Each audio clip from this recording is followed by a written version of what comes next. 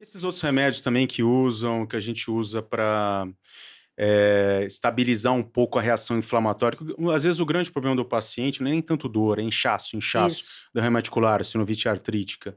Essas medicações que tem até um nome que confunde, a É, quimioterapia, mas é. não tem nada a ver com quimioterapia do câncer, nada, mas a gente acaba usando essa nomenclatura entre nós médicos. É, O que você consegue me dizer, agora na época da pandemia ficou famosa a cloroquina. hidroxicloroquina, o que você me fala dessas Tá. medicações Ah, também? essa é uma excelente pergunta, é bom esclarecer isso agora. Essas medicações que, você está falando, a gente chama em reumatologia de medicações modificadoras da doença, porque a gente tem expectativa, diferente do anti-inflamatório, diferente do analgésico, que vai interromper ou até ajudar a reversão da degradação da cartilagem. Como eu falei, alguns tipos de artrose têm um componente inflamatório, que você usou o nome aí, que é sinovite, que é quando Uhum, a parte interna da articulação está inflamada, e essa sinovite fica crônica, fica inchando. São pacientes, às vezes, jovens, com muito derrame, a uhum. articulação não desincha, você dá anti-inflamatório, tem uma resposta muito pobre. Nesse caso, a primeira coisa a gente tem que, como eu falei, descartar, por exemplo, uma artrite reumatoide. Às vezes esse paciente ele é jogador de tênis, ele fez uma lesão, machucou um menisco, ele fez uma artroscopia, a artroscopia evoluiu com esses derrames, inflamações, acredito que você já tenha tido Sim. pacientes Oh, nossa senhora. que, que é para dar tudo certo, faz Aham, uma mínimo reparo meniscal dentro de uma artroscopia e fica aham. aqueles derrames. Derrame. Muitas vezes essa paciente tem uma base imunológica já alterada e bastou ali jogar um fósforo ali dentro para aquilo ali desencadear uma resposta inflamatória crônica. Então, nesse caso, a gente usa algumas medicações, a mais conhecida delas no nosso dia a dia é o metotrexato, que originalmente ele é sim um quimioterápico usado para alguns tratamentos de câncer em doses altíssimas e tempo prolongado. A Uhum, gente usa em doses baixas e de forma semanal, por uhum. exemplo, em determinadas situações. Falando um pouco sobre a hidroxicloroquina ou a cloroquina, que foi a medicação que virou um É, drama na pandemia, virou um drama, né? e para a gente reumato virou um drama mesmo, porque é uma Aham. medicação que a gente usa para várias doenças reumatológicas, autoimunes, e faltou na pandemia pelo excesso e por aquela Sim. delírio que ela poderia usar como tratamento do Covid. Uhum, A gente na prática clínica sempre usou a hidroxicloroquina para tratamento de artrose, de artrite reumatoide, etc. No entanto, recentemente, finalmente saiu um estudo bem potente fazendo um comparativo do tratamento da artrose com cloroquina e placebo e comparando com outras medicações. Infelizmente, a resposta da cloroquina não foi tão superior. ah, é? Então hoje, isso é bem recente o que eu estou te falando, Hã. a nossa tendência ou as recomendações das instituições que estudam a osteoartrose é até de não prescrever a cloroquina se o diagnóstico é uma osteoartrose pura. Uhum. O benefício não vai ser tão grande. E aí, ao invés de nos ajudar, tira mais uma opção terapêutica, né. Entendi.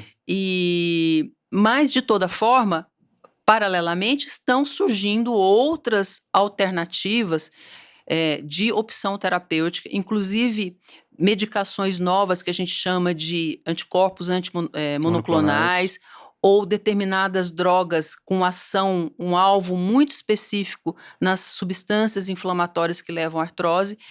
Os estudos ainda são, em fase 1, fase 2, são experimentais, mas com uma perspectiva que em breve a gente tenha uma medicação nova que efetivamente vá agir no mecanismo de doença, e Uhum. não só apagar incêndio, impedir Sim, a progressão, entendi. entendeu? Se Deus quiser, porque meu grande problema hoje, que deve ser o seu também, são pacientes jovens que muitas vezes chegam para mim e falam assim, eles falam, cheguei para o meu médico lá na minha cidade de origem e ele me disse assim, "Aguenta até onde der e senão faça a prótese", né. Uhum. Então assim, é muito difícil a gente conduzir esses pacientes que são mais jovens, jovens que eu falo assim, hoje em dia, um paciente do sexo masculino de 60 anos eu considero jovem para Isso, prótese. exatamente. O ideal é a gente fazer com 70, 75 anos, por aí. Eu fiz um ex-jogador de futebol de 84 anos, em 3 semanas ele abandonou o andador, tá super feliz. Uhum. Eh, o ideal é não fazer, né, prótese, apesar de eu ser cirurgião, e mês passado eu fiz sete próteses,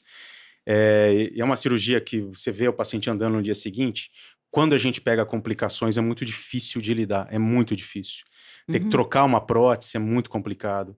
Eu tô com alguns casos aí de prótese solta, felizmente vindo não da minha equipe, né, mas soltou algum componente ou eventualmente um componente não muito bem encaixado, você tem que trocar, você vê que o paciente, ele piora, Uhum. né, quando você vai tratar. Então, o ideal é que a gente não faça prótese em idade nenhuma, ou se realmente for fazer a partir dos 70 anos de idade. Exato. Para esses pacientes mais jovens, o ideal é a gente tentar controlar e evitar esses picos de inflamação o máximo que a gente conseguir, nem que isso implique em usar vários ciclos curtos de anti-inflamatório de forma intermitente, eventualmente um pouco de corticoide, que é um tipo de anti-inflamatório hormonal que o paciente também tem muito preconceito, mas se bem utilizado com orientação médica, dá uma excelente Bem resposta, acompanhado, bem né? acompanhado. Uma outra ferramenta muito boa que a gente tem para tratamento de artrose são as infiltrações. É, de falar esse é o próximo Exatamente, tópico. então as Aham. infiltrações, nossa, ainda bem que a gente tem as infiltrações. É porque, assim, a gente pode infiltrar uma articulação de um paciente com o corticoide que eu estava falando aqui, ou seja, dar um anti-inflamatório, hormonal. Em geral, a gente usa o corticoide quando o paciente está com bastante derrame, bastante sinovite, bastante inflamação. E em qualquer momento do tratamento, se indicado, a gente pode infiltrar também com ácido hialurônico. Para os nossos ouvintes, o ácido hialurônico, ele é uma molécula que também compõe a matriz, que é o cimento da cartilagem. O que acontece na artrose é que esse cimento ou essa matriz, com o tempo, ela vai quebrando e se desgastando. A célula responsável por fazer a manutenção dessa cartilagem, que se chama condrócito, com os anos, esse condrócito vai envelhecendo e ele não tem uma capacidade regenerativa muito boa. Então, quando a gente faz a infiltração com ácido hialurônico, a gente espera uma ação local lubrificadora, né?